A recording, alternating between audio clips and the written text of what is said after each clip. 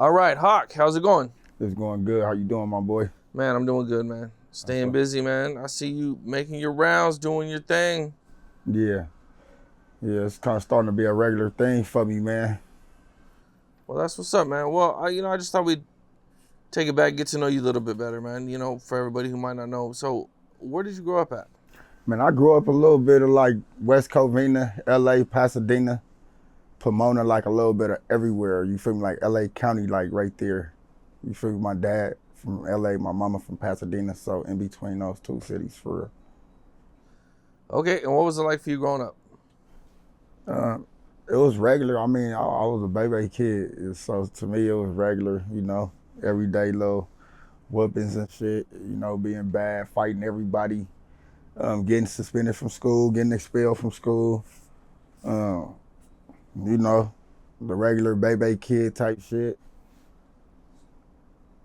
So you got in a lot of trouble at school. Hell yeah. Nah, shit. I got kicked out of school for real. I got kicked out of school at my I got kicked out of school like in 7th grade. I didn't even see the 8th grade for real. I did, but I was in like probation school and shit like that. Like classes at the probation office and shit. What'd they kick you out for? For fighting the school security.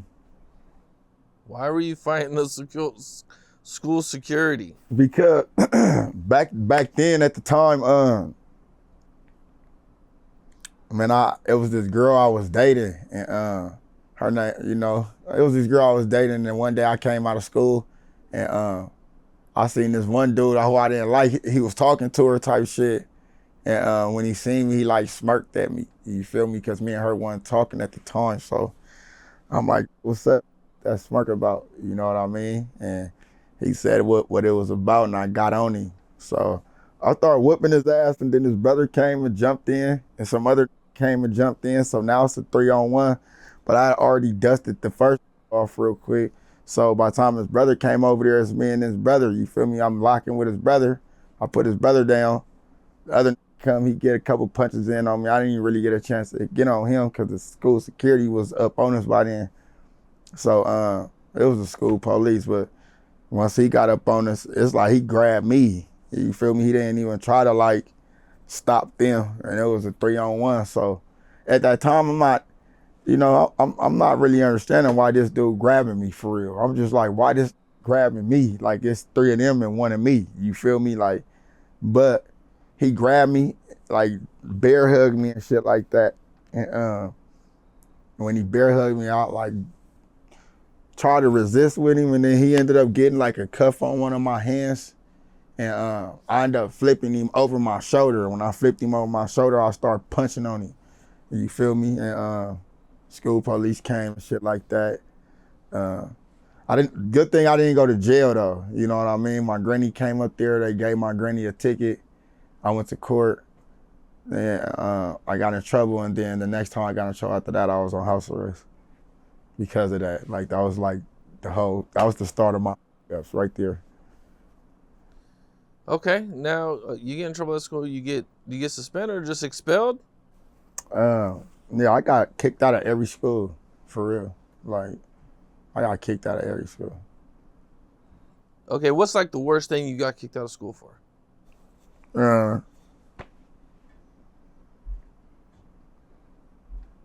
I think throwing a chair at a teacher. Throw a chair at a substitute. What happened? Why'd you throw a chair at a teacher?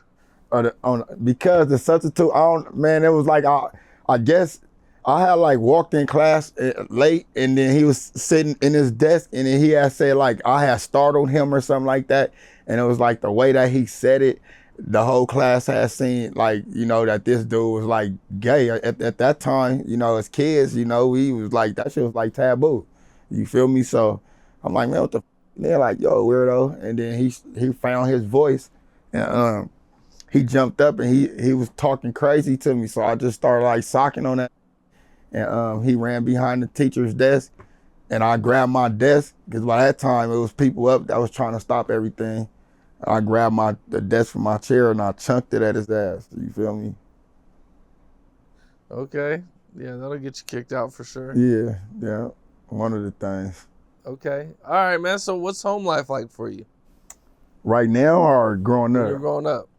Man, I had a childhood like no other. You feel me? It was like I had all the love in the world, but the way I acted, I don't think it showed that I had that love at home. You feel me? It was like the way I was acting out, and you would think that I didn't have love growing up because I was squabbling everything. Like at an early age, I was fighting everybody. You know what I mean? My mama got 6 kids, my daddy got 7 kids. You know, so it's like, man, all my cousins and shit like that. Man, I squabbled everybody. You know what I mean? My grandmother would go to the casino and she'd put my sister or my auntie in charge to watch us, and she'd be like, uh, you know, when the kids come home from school, you know, get them their shower, feed them, you know, and like keep them in the house. But we'd come home from school and we'd know that my granny was gone, you know, and showering, eating, like we want to drop our backpacks off at the door and go right outside. You know what I mean? And it'll be times where that'll cause problems with me because I get outside like that. And then you know, if my sister at the door, cause she the oldest out of my mama kids, if my sister was at the door as a child, like I didn't know no better, so we'd come to blows. You feel me? Like she'd knock me in my real quick, like just crack my shit. So when she used to crack my shit, I used to crack back. You know what I mean? Because her whole thing was like, this my little brother, this ain't gonna listen to me, so I'm gonna beat his ass type shit. So that'll start a squabble, and then, you know, my older brothers would jump in. You know, of course they taking her side. You know, all my older cousins and shit taking her side, my little brothers and shit taking their side. So it was literally like me versus everybody in the house. You know what I mean? But home was good though. It was a whole lot of kids. It was 14 kids in the house. So it was fun. It's a lot of kids to be having in one house, man. It's Yeah. a packed house for sure, man. You know what were the struggles like? You know, what was the day-to-day life like? Uh, it was cool. I remember coming from nothing, not having nothing. You know what I mean? Not like it. I didn't come from a fabulous lifestyle. You know what I mean? Like we came from books of food stamps. We came from sugar sandwiches and syrup sandwiches and shit like that. You know, eating peanut butter or just on bread with no jelly when we didn't have jelly. You know, like putting sugar and water in a pot and cooking it until it turned into syrup to eat your waffles. Like it was hard. But I mean, the way my granny loved on us, you would think we had everything, but we really didn't have much though. Okay, now growing up, you know what I'm saying, you're getting in a lot of trouble. You're getting kicked out of school. When's the first time that you get arrested for something serious? The first time I got arrested for something serious, this incident at school got me put on house arrest, so I didn't even really view that as something serious. Then I went to jail for squabbling with my brother over a white T-shirt. We both went to jail that day. But I want to say I was serious shit. 2006, I was 16. So I had went down for a double shooting. A double shooting. Okay, now you get arrested for this, and they pick you up. And what's it like for you? It's regular, man, shit. It's regular, bro. You know. That's your first time in juvenile hall? Yeah, it's my first. No, this not my first time in juvenile hall. I've been in juvenile hall before. This is my first time fighting something serious. You know, at first it was 25 to life. That was what I was looking. No, my maximum exposure. Excuse me. It was 38 to life. I was fighting that at 15 years old. I was fighting it. Well, I had the charge hanging over my head at 15. I started fighting it at 16. The maximum exposure, if I was to go to trial, was going to be 38 years to life. You feel me? So I fought it, and I ended up taking the deal after that. How long was your deal for? My deal was for 2 years. You know, because it was like a conflict on my case where you had somebody saying that I wasn't a shooter, and then you had somebody saying that I was. You know what I mean? But one of the dudes who was saying that I was, he ended up being locked up getting locked up later on behind a shooting of his own or some crazy shit like that. And I think we had the same district attorney on that case. So it was like a conflict of interest. So I ended up, copping out to a deal. They offered me California Youth Authority, CYA, and they charged me with a lesser charge. So instead of being charged with attempted murder, they charged me with assault with a deadly weapon likely to produce GBI. It was a great bodily injury. So I ended up going to YA for that for 2 years. Okay, now are you already from Hoover at this point? Yeah. Being that you kind of grew up in a area outside of South LA, how did you end up over there with Hoover? Well, I really grew up like East LA, like, you feel me? Like that's really like East, like if you really want to call it, like what's that, like Northeast or something like that, like Covina, shit like that, Pasadena. You know what I mean? Like that's the area really, like, my roots really like Pasadena. It's a little East LA, but okay. Right. So, like I said, I got roots from down there in that area. You know what I mean? Like my father, my family, they somebody down there in that section between Manchester and Century. You know what I mean? So my grandmother, she had a house down there for many, many, many years, bro. And my father and my aunties and them, they came up out of that house. They came up off of that porch. So I always had ties down there. Still got ties down there to this day. You know what I mean? My mom from Pasadena, California. You know what I mean? So her, all her sisters, her brothers, I got one uncle that's from out of Altadena, California. But that's where my mom's side of the family come from. My dad's side of the family come from South Central and Compton. So it was like when it came to the gang banging, it was really like 2 lanes. I really could have took it. You feel me? It could have been, my daddy area, which is the 90s, or my mama area, which is PDL. You know what I mean? So my older brother, he wasn't the type of dude that was cool with his little brother's gang banging. So it was literally like, I hang out with my brother homeboys. I would be hanging out with them. Like that's where, cause we really from that area, like been in Pasadena since 1953. You know what I mean? So it's just like throughout our years of growing up, it was like Pasadena, Covina, and Pomona. Those are the 3 cities that we grew up in. You feel me? So it was like when my brother would be at school and he'd come home and he'd see me hanging out with his homies, he'd try to punch on me. You know what I mean? So I'm like, the elusive badass little brother, like, throw rocks at you, make you chase me, try to make you think that you can catch me and beat me up, but I'll run from you right when you think that you can get on me, I'll juke you type shit. So it was like that. Like I'll see my brother coming and I'll have to leave. Like, dang, I can't even hang out no more. So your brother was trying to keep you away from the streets. Mm-hmm.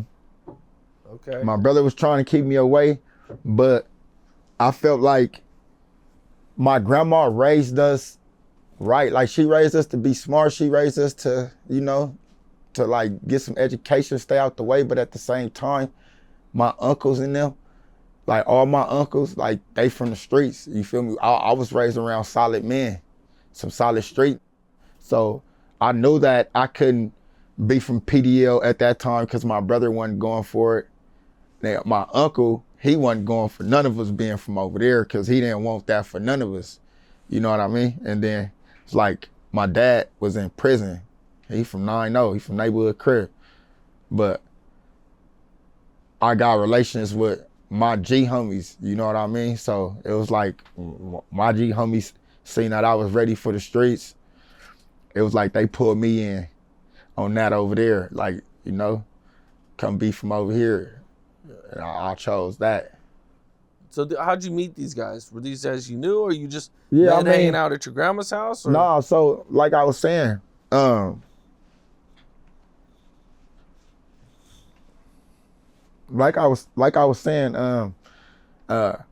weren't hanging out at my granny house. My grandma had different type of gang members at her house. Them was all my uncle homeboys.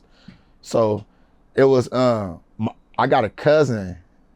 He was from A. Trey Hoover at that time. He was, banging A. Trey Hoover. He was from the Trey. And You know, I was up under him. I was running up under him. So by the time I was ready to start banging, he had got put on non-fo Hoover, which is my street now. So, but mind you, I'm already up under his wing, you know? So it was like he get put on non-fo, and my G homies, who I started messing with down there, you know, Big Boo Manson and Baby Hawk and Fluff and all them niggas like, you know, it's stamped. Nigga, like you from over here now. So I got my official got put on, and that's what it's been ever since. So now the day comes. Mm. You've been hanging around. This is what you want to do, man. What is your put on like?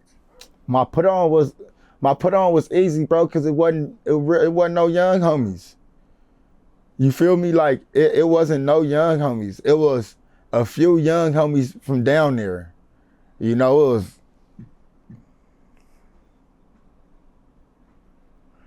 it was like 5 young homies before me, like 4 or 5 before me, right?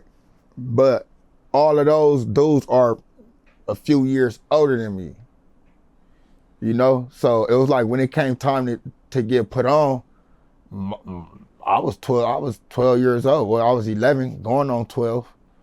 So it was like right before the summer of 2001. So it was like right in the summer, like you know, right before the summer of 2001. So you know, at that time I'm 12 years old. So, you know, I get put on, and you know, I'm outside, I'm gang banging, you know. Okay, and how old are you at the time when you get put on? I'm going on 12. 12 years old, man. Yeah. That's young, bro. Yeah. What was going on at 12 years old? The mister said, man, you know, this is what I want to do with my life. Just I feel like I was my own man. I wanted to do what I wanted to do. I didn't, you know, I just wanted to do what I felt like doing at that time. You know, I was already feeling like, shit, I'll squabble with anybody. How many guys had to jump you in? Just one person jumped me in, man, the homie Swift. Okay, so I had got a little lost when I was telling that story, because I got sidetracked. But yeah, when it came time to get put on, it was just me and one person. You know, me and Big BK Swift, because there wasn't no young around there. So I was 12 years old. He was what? I was going on 12. He was like 16, 17. So we get down in the Midwest. You know, we squabbled up, went our little rounds and shit, you know, in front of the G homies, and it was that. Okay, now you get put on. Mm. How does your life change? I don't even feel like my life changed, for real. Like, well, were you already claiming Hoover? So did everybody already know, like, oh, he's from Hoover, so it was already the same? nah, you gotta think about it. I wasn't never really no claimer like that. Like, I claimed the tray for a little bit, and then I claimed the tray for what, a month, and I was already put on non-fo, so it really wasn't no claiming. It was ready for this, you know, like, I want my put on. It wasn't nothing else, you know. 12 years old. Okay, so, you know, I remember interviewing Bosco 100, and he told me about a 12-year-old named Chipmunk. Yeah, from the you know tray. Chipmunk? I heard of him. Okay. Yeah, man, crazy dude. And Bosco used to talk about, like, you know, he was a kid too. He was like 12 years old too, but, you know, he was like, yo, this dude was like, every day he was like on me, because I guess Bosco lived in that area for a short period of time. Mm-hmm. You know, so, I mean, is stuff like that typical when you're talking about young kids over there? Yeah, I mean, the streets don't owe nobody no loyalty, man, you know? So it's like, you can have some young kids. I remember young homies being 6, 7 years old, you know, as far as young as old as they can throw up their fingers claiming the set. You know what I mean? And, you know, it's unfortunate some of them don't make it to C13, some of them don't make it to C15. And I know Chipmunk was young like that. I don't know exactly how old he was, but I know he was real young. Yeah, I think he was 12. I believe 12, 13, you know. He not the first. He not the first child that done, from my set that done, lost their life to gun violence like that at that age. Got another homie like that. My homie Touche, rest in peace.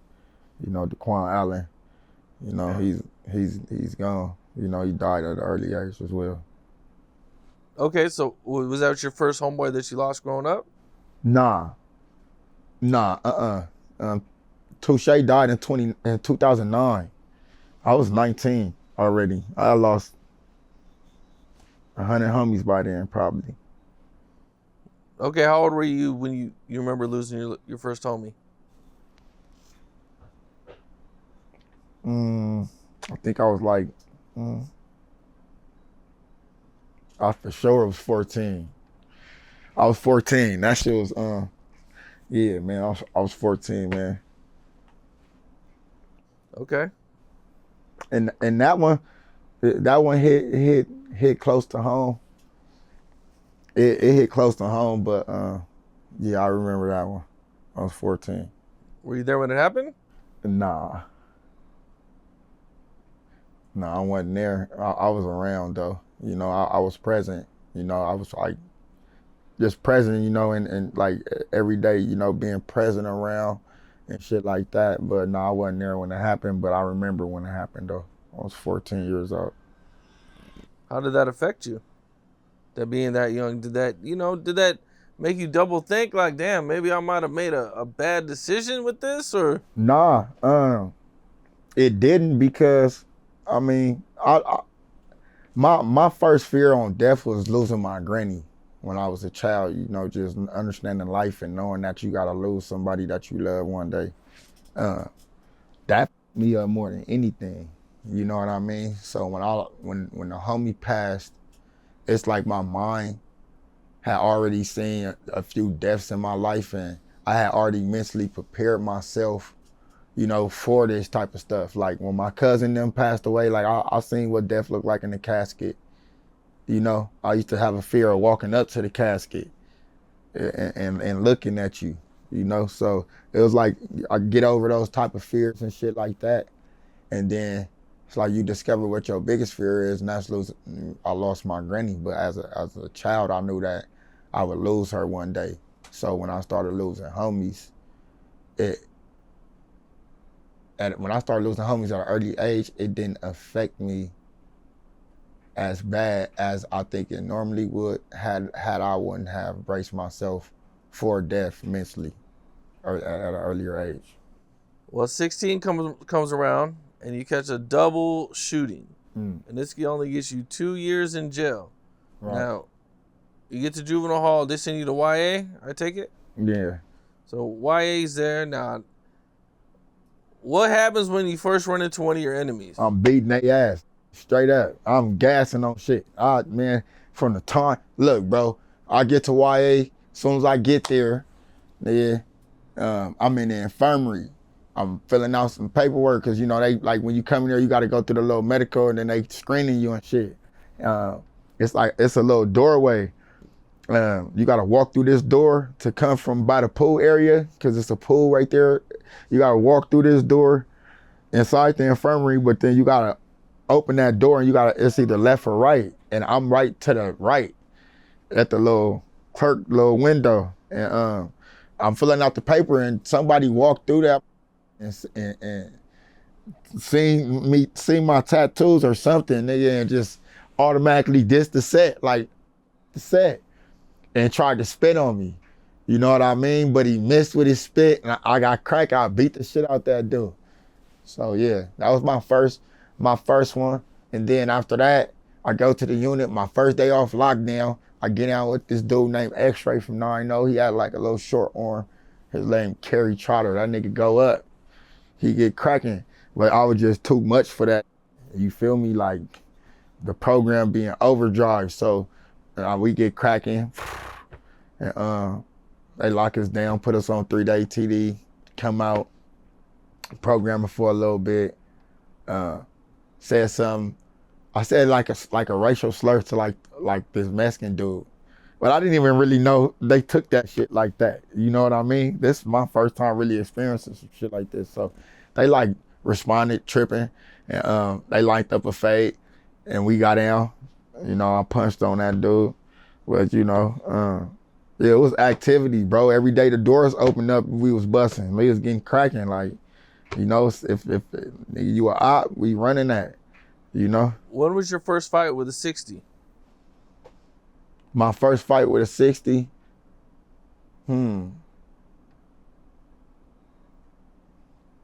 My first fight was a 60. I got down with this named Hannibal from 6-0. I got down with this named Hannibal from 6-0 in YA. Can you take me through it? Yeah, he had the H whacked out.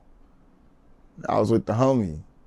Cause I don't like, that was just the first fight I had with them. And it just was a gang of them after that. But we was sitting in class and he had a shirt on. Every time he leaned forward, you would see the NH with the H whacked out. And I was on that shit. I'm like, and the homie like, man, he said that shit stand for the Harlems. So at that time, them, they had, I don't know, the 40s had whatever beef they had. I don't know what but he like, oh, this don't stand for y'all, this stand for the Harlems. Like, what? Like, nigga from 6-0, bro, that don't even make no sense. Like, you saying that stand for them, like, on the set, we gonna get down. So we get down real quick, dust him up real quick, You're in juvenile hall. Man, are you getting in trouble in juvenile hall? Like, are they extending your stay or? Yeah, no, I'm in juvenile hall. I never caught no extra time in there, like no extra charge. I was getting in trouble though, little write-ups and shit like that. I mean, getting pepper sprayed, getting my visits canceled and shit like that. Because they can't have me out at the same time they got another inmate out because we done got into it. And again, it's every time they pop the doors, I'm rushing him or he trying to get on me, like that type shit. You feel me? So that was regular. Shit, yeah. It's coming out them doors, out them cells with knuckles clenched. So, it was just game on. It was a few times where my grandma came to visit me and I couldn't get a visit because I done on the unit. I done squabbled, I done got sprayed, and I'm the aggressor. They not pushing it on this person. So while they not pushing it on this person gets to have a visit type shit. So, it was regular. The only thing that would really calm me down on squabbling was seeing my granny. So that would be the only thing. Like, you can say whatever else you want to say, then I'm gonna get on you. But as long as you tell me that this shit gonna around with my visits with seeing my granny or my phone calls with calling my granny, then that would be the only time I would chill. But being in juvenile hall was just regular. It was just go time. Now you get out. What are you, about 18 at this time? Yeah. Okay, what's it like for you when you get out? Are you going back to school? Did you graduate? I mean, I was in school when I was in the Y. I was always smart, bro. I was always ahead of my bracket. Like, just book smart, educated, and always knew how to spell, read, write, tell time, all that shit. So when I was in YA and I was going to their little school programs in there, it was easy. Like, I locked in with the appropriate grade and shit like that. But I ended up paroling before I can graduate. So while I'm out, I'm not chasing the education. You know what I mean? I'm just really just hanging out and getting money. I'm in the set with my every day. We doing what we do over there type shit. Like that was regular. That's what it was. Okay, what's like the wildest thing that you went through being in the streets at that time? The wildest thing I went through being in the streets at that time, getting chased and hearing bullets fly past my ears. Like that was probably the wildest thing. That, or I'm gonna say the funniest fight I had was with Hoover Pauls from 6-0. I'm in the county jail. We in a tank. It's a couple up in there, a couple ops up in there. As soon as I walk in there, I bang on everything in there. You feel me? Say where they from. Boom. One jump up with the extra hits from the other side from Denver Lane's name was D-Bone. That jumped up like, I'm from Denver Lane. Yeah, well, I'm like, I'm from West Side Hoover. But by that time, I'm already having words with Hoover Pauls from 6-0. So we bang on each other or whatever. After we bang on each other, I go and I have words with Tiny D-Bone. Baby D-Bone. I have words with him.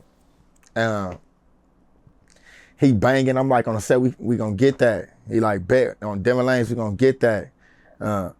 But before I can get ready to gas up and squabble with him, because the pause like intercepted everything. It was like, oh, cuz you got disrespectful shit in your tattoos. And I'm like, what? He like, you got disrespectful shit in your tattoos. And I look, and I'm like, yeah, why, what's up? And he punched me like, pow. And when he punched me, bro, it was like, I took like 2 steps back and I laughed at like, I laughed at him. And I'm like, and nigga, I stepped to him and he tried to squabble with me and I put him down. Put him down, he went down. I let him get up. And when he bounced up, I put him back down. You feel me? On everything. He had like bust my nose and shit. And like after I put him down the second time, the police, it was like this little window in the court tanks that they put you in if you're doing too much. Like they'll put you in there for like a little timeout. So they get there and they slide the little slider up and they see us squabbling. Like, hey, what the y'all doing? And they pull the door open and shit and they snatch me out. They snatch the paws out. They take us on our way. Boom. And there was another time. This was a turned up day for us, man, for everybody who was involved, for all participants who was involved.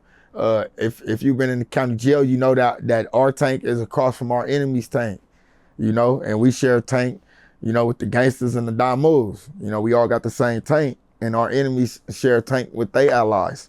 So, everybody purposely want to get on the late bus so we can squabble with the other side of with everybody in that tank. So we like refuse, but we telling them like, hey, we gonna do it up when we get there. So they all for it or whatever. So we get on the bus. We on our way back to Wayside. While we on our way back to Wayside, the police the sheriff on the bus, they got the music turned up real loud. You know what I mean? They got the music turned up real loud. So while the music is turned up real loud, everybody in the back of the bus turned up, banging their hood, dissing and all type of shit. I'm the only that's quiet for real, because I ain't that like doing all that. When it's time to go, bro. All that, you feel me? Period. The whole mission was to get on the last bus so we all can get put in the same room so we can tear that up.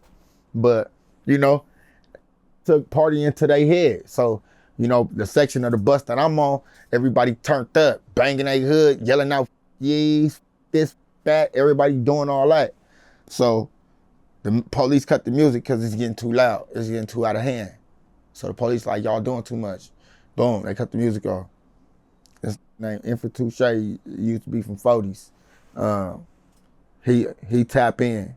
He like, hey, cuz, on 40 crib, all that dissing doing, don't need to do all that, bro. Just call your man out. We gonna get down. So my whole section that I'm in got quiet. Everybody got quiet. So, I stood up. I'm chained to Jungle Boy from BPS. I stood up. And when I stood up, I looked at everybody that was there. Like, it was a whole bunch of that was on that bus with me. You feel me? It was Flame from AFC, Delane from Squiggly Lanes, Red from Bounty Hunters, my homie Baby Bird from 7-4, Tiny Set Trip from 7-4. It was a lot of, it was like 13 of us. You know what I mean?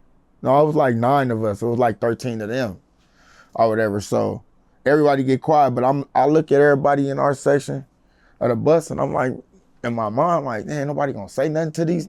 Like, what the, like hey, check this out, on the dead homies, bro. We ain't gonna do all that. Once it get in there, bro, you already know we locked in. We gonna squabble up. So when I say that, they like, bet. We go, we filing into the little holding tank to where they we filling into the little holding tank to where they uncuff us at and shit. So they uncuff all the neighborhood East Coasters and shit first. They uncuff all of them. So I'm thinking in my head like, damn, hopefully these don't get on no weird shit and try to attack us while we all only got one hand. You feel me? So I hope these don't be on no bunk shit like that. But They go inside the tank, boom, they cuff us, they uncuff us and shit. We go in there, they shut the door. They shut the door. Tony Esborn from 6-0, he like, hey, cuz, like I was saying, cuz, call y'all man out. All that dissing is out, cuz, on 6-0 crib. So when he say that, he like, Tony set trip, you already know the deal, but he put his feet on top of the bench and he talking like this, but he looking out the corner of his eye and shit. I'm on that. But it's a gang of people in his tank, like essays, Mexicans, Crips, Bloods, Hoovers, gangsters, Asians, everybody in this one tank. You know what I mean? So I'm like, excuse me. I get all the way to the back to where Tiny Esborn was at. I'm like, what you say? He like, I'm just saying, bro. He like, Tiny Set Trip know the deal. I'm like, Tiny Set Trip don't know nothing. Nigga, that's my homie. Like, you telling my homie he know the deal. Out, bro, we ain't going for that. And he like try to take his foot off of the bench to stand up, right, and like face me, and I flighted him. I put him out. Nigga, let him bounce back up. I put him back out. And it went up in the tank. It was a whole riot. Like, everybody went up, bro. Everybody. Only people who didn't, I think the Mexicans even threw a couple punches. Like, they probably hit a couple of their own people. Like, you know, it was a free-for-all. Like, it was a whole riot in that month. So we going up. They throwing punches and burritos and orange juices. We throwing milks, burritos, and bread packs of jellies and all type of shit. Like, so who was the riot? Was it between you guys and the neighborhoods, or was the? Yeah, no, it was between the Hoovers and the neighborhoods. Well, it was between it was, at that time, it was between everybody that was going by SMG, which is So Wood Moving and Grooving, because it wasn't just us in the neighborhoods. You know what I mean? And then on their end, it was neighborhood East Coast. And then on their end, it was neighborhood East Coast. So, you know, it was bounty hunters. Anzac Grapes was involved. AFCs was involved. East Coasters, neighborhoods, Hoovers.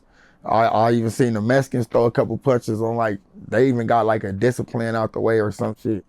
You know, to where they like DP one of their homies in the process of us going up. You know. Okay, now this riot goes down. I mean, do you guys? How does it end? Does anybody get stabbed or just some fighting? Nah, we all stopped fighting because somebody from another race was like, all right, chill. They right here. So when everybody looked up, the police was standing on top of the tables with riot gear on, with their guns and shit, you know, and they at the door with their guns, and they like, hey, what y'all doing? They pulled the door open. Everybody stopped fighting. And once they pulled the door open and they realized that they had everybody's attention to where everybody seen that they were suited and booted and ready to deal with anything that happened in that tank, everybody stopped fighting. But once they left, the politicking began again. So, you know, we was back at politicking as soon as they walked off. All right, now you talked about some county jail fights. When was your first time going to LA County Jail? In 2008. Okay, for a parole violation. A parole violation. Yeah. Okay, so you got out of 18 from YA. That's what you're talking about? I went to YA. I got out of YA in 2008, and I went back to the county. I went to the county later that year, 2008, for a parole violation. Okay, so you weren't out that long. How long were you out? 8 months. 8 months. Okay. All right, now you go back to go to LA County Jail for the first time. What's that like for you? Shit, it's regular. It's just like YA, just 10 times turn. That's it. Like, it's just a higher velocity of phase.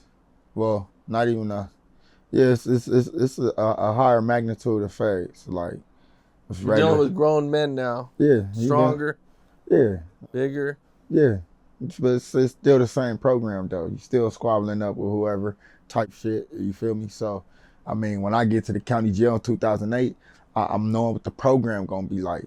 I prepare for it for YA, you know? Like, when I went to YA, that's what you get prepared for, you know? It's fighting and shit, getting on site, you know, running back phase and shit like that.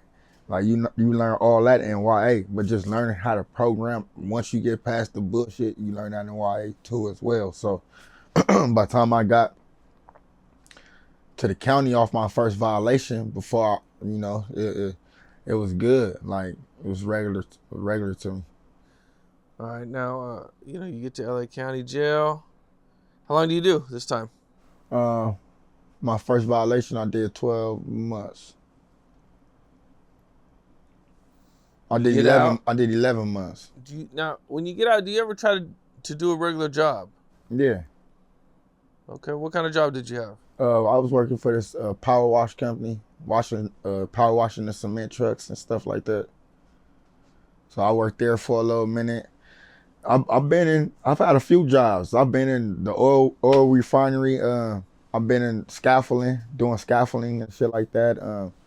Worked in warehouses. I've worked. Did you ever get fired from these jobs, or how'd you lose these jobs? Man, shit, I was getting fired from jobs, man. I don't like being told what to do. So, if I feel like I'm working harder than somebody else, and I'm not doing that, I'm not finna be working harder than nobody else. You're not finna have me washing 3 trucks or unloading 3 trucks, and this person over here is washing mats, or this person over here is unloading 1 truck. I mean, I know you're supposed to scale to the highest point of the business, but I just believe in not only in the work field, but everybody got to be treated equally. And I've been in jobs where I felt like I wasn't being treated right. So, that'll come to, it always lead to me talking shit to my bosses, or me trying to fight my boss or something. Like, not really no crash out shit like that, but I had a boss who I was ready to get down with before for playing with my paycheck, but it just be shit like that. What was like the funniest story that you had getting fired or losing your job? The funniest story that I had getting fired, all right, so I was working for this one job. I was working for this one job at NFR, man. It was like this. They had a contract for TikTok, and I was working up in there, and it was a whole lot of bickering, like a whole lot of racial shit going on. There was this one dude. He came to work and he was talking about he was gonna smoke a lot of people. Like I'll bang you, and I'll bang you, and I'll bang you, and it was just like. He went around doing that to all type of people. Then he was telling people that he was strapping the whip and all that. And they like, what? So when I hear about the shit, me, I'm like, y'all, this is movie type shit or news type shit. But this is like I don't know if he like Iranian or Arabian, whatever he is. He like one of them head wrap wearing, right? So he like, looked me up and down, and then he said something in his foreign language. So I was like, damn, this a buck, So he told somebody else he had the blower and the whip. So long story short, we pressed him, and he ended up getting fired. So and once that happened, it was like racial tension going on. Like the Mexican girls that was there didn't like how the blacks like pressed him. It was like they wasn't taking that shit serious like how we was taking that shit serious. You feel me?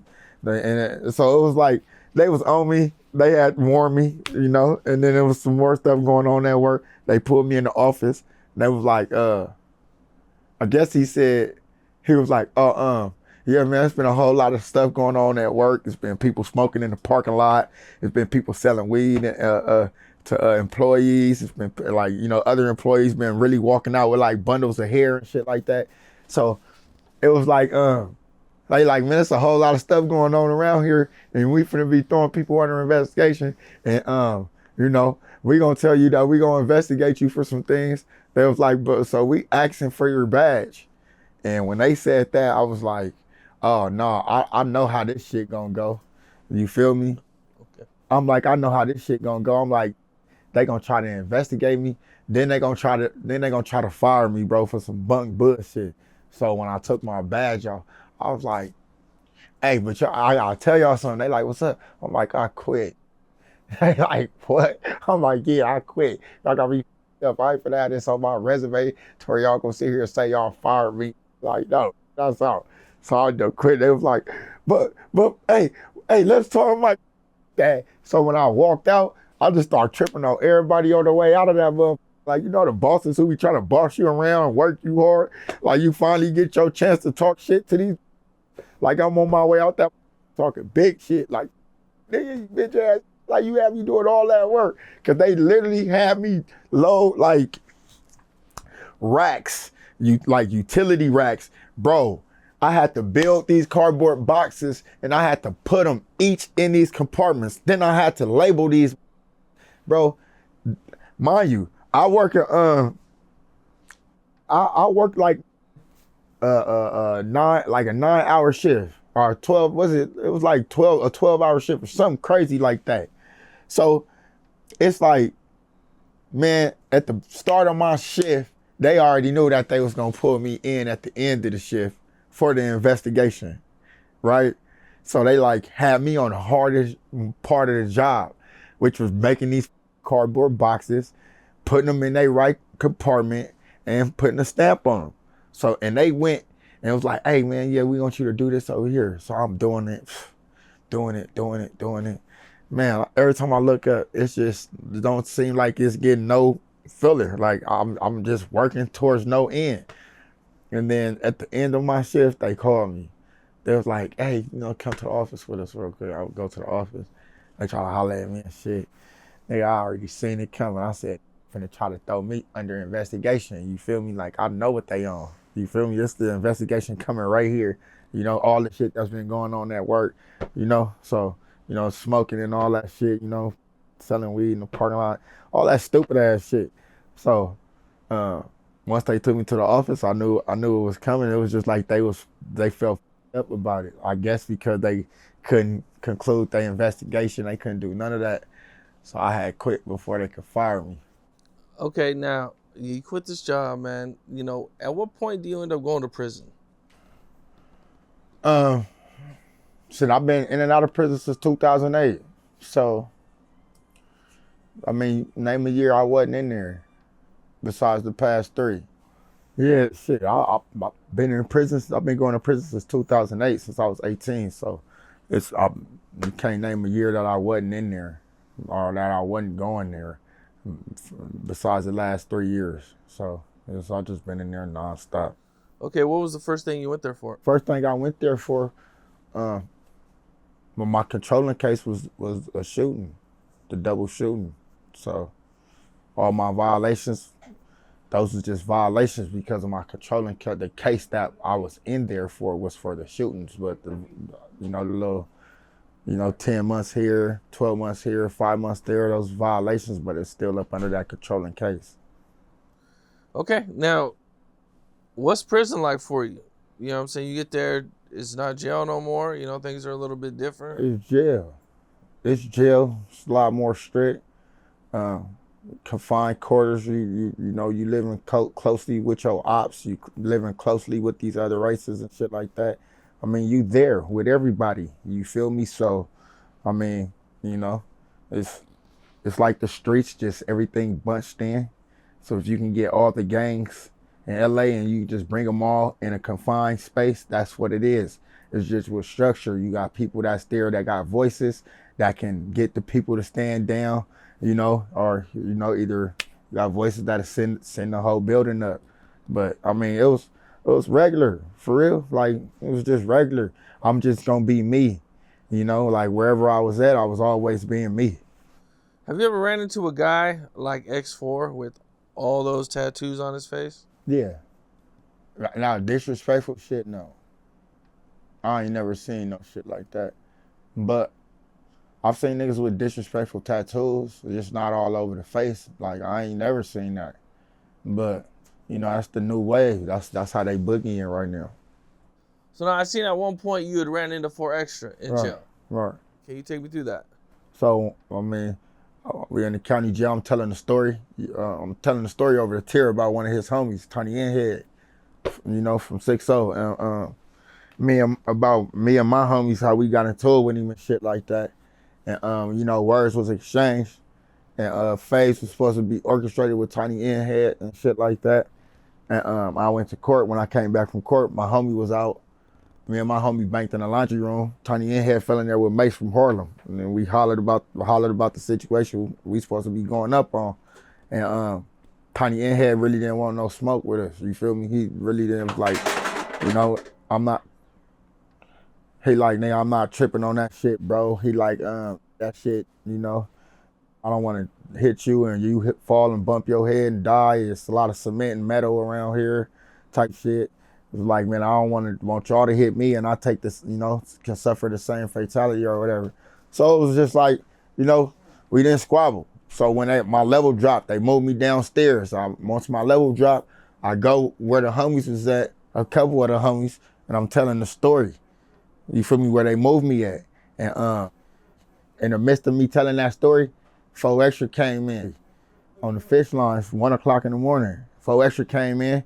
You know, we banged on each other and he kept going to his cell. And I guess he wants to like tune in on what the story was being told, what that story was about on the tier. You feel me? So he like, he immediately showcases dissatisfaction, bro, about me talking about his homie. So he shot me a kite. Told me he need that. Like he a real 40 crib, he a real neighborhood. Tiny Inhead really is homie. Like we gonna get down.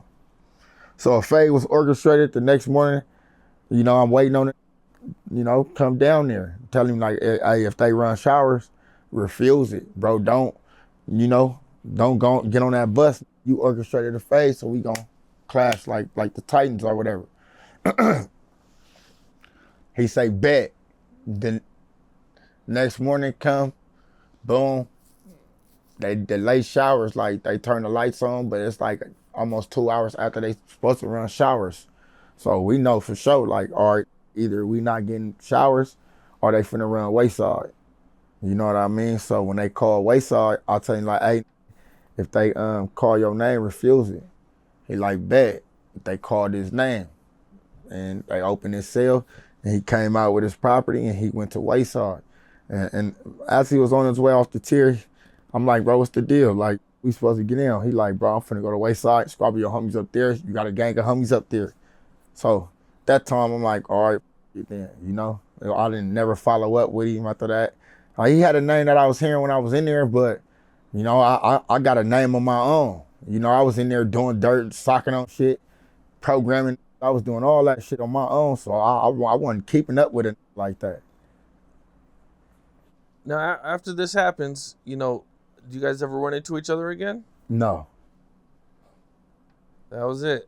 Okay. Was that your only time ever running into him? Yeah. Okay. Now, being in and out of jail, prison, have you ever ran into anybody else that was famous or anybody that we would know? Yeah. Suge. Suge? Yeah, that's my cousin. That's my cousin uncle. Suge like my family. That's like my people. You feel me? So that's one of my little cousin's uncles. You know? So yeah, that's my people. And you ran into him in jail? Yeah. Yeah, I was in the county with Suge. Yeah. Okay, what was that like? It was cool. He ate an egg. Try to like poison himself or some crazy shit. And so you can try to, I don't know what he was trying to pull, but so he could get out of like go to medical because he was high power. So when I seen him, he was in a little wheelchair. They was willing on the medical, and I'm like, Suge, what's the deal? He like, shit, I was like, man, what's wrong with you? He like, they trying to kill me, bro. I'm like, man, what they do? He like, man, they gave me some bad eggs, and the police was like, man, this bullshit. Like he done left an egg sitting up on the corner of the little rack, like in his cell. Like, man, he had that egg sitting up for 2 weeks. Like we walked by, we been smelling this egg, and he want to eat the egg. I was like, shit, what you trying to do? Get a lawsuit? Like he was on some crazy shit. But yeah, man, I was locked up with Suge. I seen Conrad Murray. I was locked up with that motherfucker. Oh, the Suge. So was this when he was fighting his case? Yeah. Okay. Yeah. Yeah. I was locked up with Conrad Murray when he was fighting his case. Conrad Murray, who's that? That's the guy. The dude who gave Michael Jackson the propofol, whatever that is. What he get? He got like 20 years, right? Yeah, something like that. I want to say. Okay. Then I was locked up with the little off the wood, the little Stacy. I was locked up with him. And that's pretty much it. Okay. Any stories from them? Nah, not really. They was just cool. But it's crazy though. It's crazy though, cause I got I got family from you know from Compton. My little cousin, that Suge nephew. But then I got some more people from the other side of Compton who Keefy D and them people and shit. So that shit is crazy. Oh, okay. That's what's up. You've been in and out of prison. You know what I'm saying? I think you said there might not be a year that you missed up until Except for the 3 years past ago. 3, yeah. What do you think was like the craziest thing that you've seen in prison that you can talk about? The craziest thing. Oh, I seen get beat to death. Okay, I seen can you it take get me his through whole. it? Like what all happened? I just seen it get his whole face crushed in, bro. Like, that shit was crazy. I just got his face beat in, bro. For real. Like, I don't know what else really to tell you. Well, okay. So how did it start? Was it a fight? It Like was what? over the phone. Told my boy to move his big ass head, and my boy lost it and started beating the shit out of that man. That shit was crazy, bro. He plumbered that, but then it was like, he ended up going to the hole for the shit. He ended up fighting that shit back there in the hole and ended up getting sentenced to manslaughter. So he ended up coming home and he had to register his hands for the rest of his life. But yeah, that was the craziest shit I've ever seen. In jail, that was the craziest shit I've ever seen. I ain't never seen a nigga get beat to death. That made me feel like I can do it. I was like, shit. Just made me feel like Superman for a minute. Was this 2 Hoover dudes? Nah, they weren't even from Hoover. Like some Valley dudes, a dude from Bakersfield and another dude from Lancaster, or Palmdale, somewhere Were like they that way. Bloods and Crips or?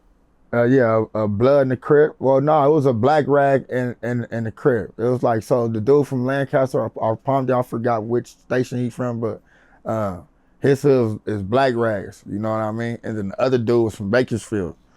So he was from Bakersfield, and it was crazy. Like I didn't know what was going on. I just came to the other side of the I was walking around, like walking laps back and forth in the day room, and by the time I got to the middle part, and I just looked up, and he was doing his thing. It just looked like a fight. Like he was just dropped him and hit him a couple times. But I only seen like 3 punches. But all in all, he hit him with 6 punches, bro. That's it? 6 punches. 6 punches and they killed him? Or did he? 6 punches and it caved his whole face in. Damn. Yeah. 6 punches, bro. Mm-hmm. Damn. Okay. That's pretty wild, man. Okay. So now you see this, man, and you're in prison. So, it's serious in there. Mm-hmm. What was your thoughts after seeing something like that?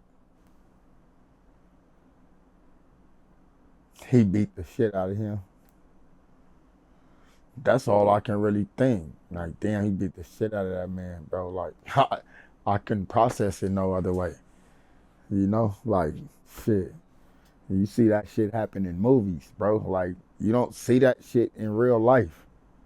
You might see somebody get stabbed in real life. You might see somebody get shot. You might see a drive-by in real life. But to see somebody get beat to death in 6 punches, that's some different type of shit, man. Like you got a different type of hatred for this man, or a different type of dislike for something, or a different type of love for fighting. It got to be something like that. And shit, I ain't ever seen no shit like that. That was worse than seeing somebody get stabbed. I seen get stabbed up. I seen somebody get unalived, and the knife was going through him to the point to where the knife bent. You know what I mean? Like in the middle of the yard. You know, and police came Okay. and shot black guns, all that shit. So what all was it a riot or was it? Nah, that was just some business that need to be carried out, I guess. I don't know. It didn't involve us, so I don't even know the details of that. But I just know that the dude was getting hit to where the knife that the dude was hitting him with, it ended up like breaking, like bending from the cement. From when he was hitting him on the ground, like it was going all the way through his body and hitting the cement to where like we was hearing the shit hit the cement. Like, and when he was done, it was like broken, bent up. That shit was crazy. Okay, now you see something like this, what happens when they're done? Like, did the gunners get involved? Did they try to shoot the guy? Yeah, they shot. Dude got hit with the black gun a couple times. He got sprayed. Yeah, he ended up getting off the dude. But by that time, I think it was already too late. I don't know what happens to the dude, but they airlifted him up out of there and shit. That's just a different side of the prison game that you really don't see too much. You don't really see people getting airlifted like that. You know, like you'll see it, but you don't see it like that. Like you see that more in like hot spots, as far as like within the prison system. How long do they keep you guys on the yard when something like that happens? So they shake the yard down. So one by one, by the unit. That's usually what it do. Somebody gets stabbed like that, everybody on the yard got to get strip searched. So. Okay, now, this kind of makes me think of the Tory Lanez situation that just happened. What was your thoughts when you seen that? Shit, I don't know. I mean, I really didn't have no thoughts for it. I just know that prison can be tricky. I know that people can say that this happened and it really be something more detailed than that. Or, just be, a lot of cover-ups and shit like that. So, I really didn't have no input on it. I was just hoping that he didn't die. It was like, shit, I hope he don't lose his life behind that. He over there gelling with a bunch of goofies to where you just almost lost your life. And the aftermath, what happened when that shit went down? Like, you supposed to have some people there to go with you or something. Especially if it's another race that treated you like that. Somebody's supposed to be there. So I really ain't even, share my input on it because I really didn't have one. I really didn't give a. I just was like, I'm glad he ain't dead. Have you ever ran across any being in prison, any like white Crips, Bloods, or Hoovers, or, how did that work out? I mean, you run into them, but just depend where you at. Shit, I've been around during white boy Crips pulling up, and it went up as soon as they got to the building. Like they ain't even had to get a chance to make it to their cell, cause as soon as somebody bang on them and ask them where they from, and they tell them, "Are you a homie? Are you a Wood?" Like, nah, I'm a Crip, or I'm a Blood, or I'm a Hoover, and it's just going up. You feel me? So, I mean, I've been in. I haven't been in a situation like that, but it was a situation like that where it went up like that while I was in receiving. So R&R, like basically like receiving and release, basically like where they booking you at into the prison. When I was in there, it had went up like that. So I wasn't directly there to see it and witness it, but I was physically present in the facility when that had went on. Okay, I mean, can you talk about like what it go up over? Just him. Over a white boy crib. The white dudes were mad. That's all they need. They don't need a reason. You just they people and you from a black gang. That's all the ammunition they need, and it'd go up, and that's what it was. Okay, a big riot goes down over something like that. Okay, I mean, did they do anything to the white crib?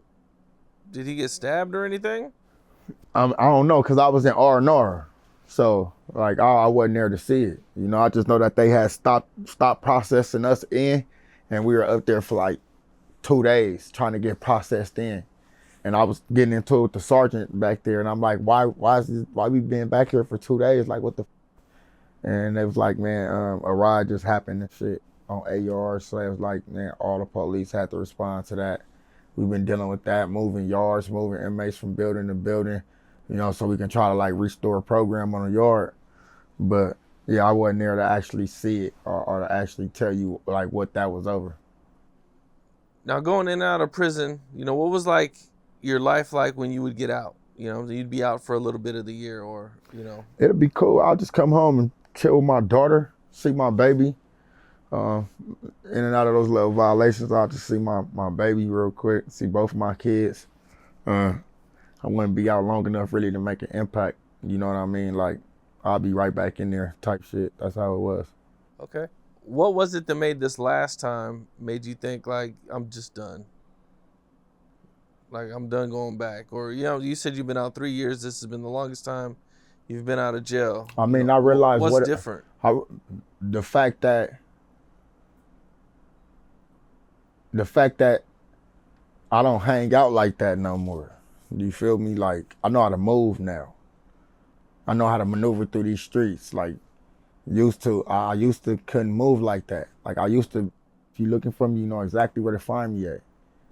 I'm on the 9, I'm on the 1, I'm on the 4, I'm on coding, I'm at the park, I'm on a PL, I'm all through there. You feel me? So it was like I kept getting arrested in the set, bro. No matter where, I kept getting arrested all over the set. Getting arrested for blowers, guns that wasn't mine, all type of shit. You feel me? Getting arrested for gang association every time I went over there. So this time, what it was it was like, I'm too grown to be hanging out. You know, I got kids I gotta be raising. I got a vision that I need to execute, you know, with my passion and what I'm doing. So, you know, I didn't want to put myself in positions to where I can take myself out of the possibilities of becoming something for my family. So I just like, you know, just had started moving real selective in the areas that I usually frequent. When did you start rapping? I've been rapping since I was 5 years old, so like 30 years ago. So you're in and out of jail, you know, you're rapping in jail, out of jail, I take it. You know, at what point do you decide to take it serious? Like, this is something I really want to pursue. I never took this shit serious, man. Like I said, bro, I was little. I had ADHD, so, you know, I was attention deficit disorder. Well, I had attention deficit hyperactive disorder, so I can only pay attention to something for so long before I'm bouncing off the walls and doing something. This is why I fought a lot growing up. Like, you know what I mean? I'm like, that I got so much energy, it's just gonna squabble. It's just a fade. But I had to start utilizing my energy somewhere else. I had to start channeling my energy somewhere else. And when I was little, I used to love Busta Rhymes music. Like that's who I really tried to like be like with rapping. You feel me? And I remember I had a little Walkman player, like a little cassette player, and I want to say I was like 5 years old. And I remember I was like 5 years old, and we was living in West Covina, California. It was like 5. And while I'm living over there, I remember I had the little cassette player on. I was listening to it, and my cousin and my sister was sitting at the kitchen table with me. But I don't think my cousin knew that I could hear what they were saying. You know what I mean? So, but I was there, and I was rapping to the Busta Rhymes lyrics, and at the time, Busta Rhymes was like chopping real bad. And his music, like he'd rap real fast, like chopping. And I can do that. When I was little, I used to be able to rap like Bone Thugs and Harmony, Busy Bone, all them like real fast and shit like that.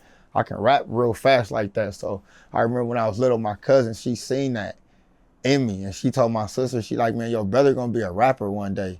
And I never forgive my cousin saying them words, you know what I mean? Because I always knew that was something that I loved doing. So since I was 5 years old, I just been writing music, literally. Like, I didn't just get with this shit. I've been doing this since I was 5. Okay, that's what's up, man. And so you got any mixtapes out, videos? Like, Yeah, what's man, your plan? I got a couple songs out on my YouTube platform, you know, on my Hawk Got bands YouTube page. I got a lot of snippets and like hard promos for some songs that I got coming out on my Instagram. I got 5 new singles coming out. Man, I'm finna be on all major platforms again August 7th. 5 new songs dropping. Each song individually drops on August 7th. So I need everybody to tune in. I'm on all major platforms. I'm locked in on the business end. You know what I mean? I'm working with somebody, my brother from the other side. He real strong right now with his movement. We finna do some business, trying to bring a talent show to the city. Record deals, more interviews and shit like that. The bag gonna keep getting bigger and bigger and bigger as the plot thickens. So, I got my brand coming out. I got that You're Not That merch coming out, and it's dropping this weekend. Y'all gonna see me with that sauce on. I got that. I got a new juice finna drop too. I got a new lemonade finna drop. I just want y'all to know that. You feel me? The bankroll juice finna be out, man. I got a contract with my boys that do the lemonades and all that. So, I'm working on that as well. I don't want to speak on no Hoover politics at all. But what I do want to speak on when it comes to the Hoover politics is this dumbass bitch, damn homie. That bitch is a weirdo. You feel me? She's dropping clips, chopped up segments of these videos. And that we did this interview almost 2 months ago. And I talked to her about the videos that she's been dropping and the little segment that, is causing a whole bunch of bullshit. I told her as soon as we shot the video that I didn't want her to put that clip out because I felt like it was bait that I bit at.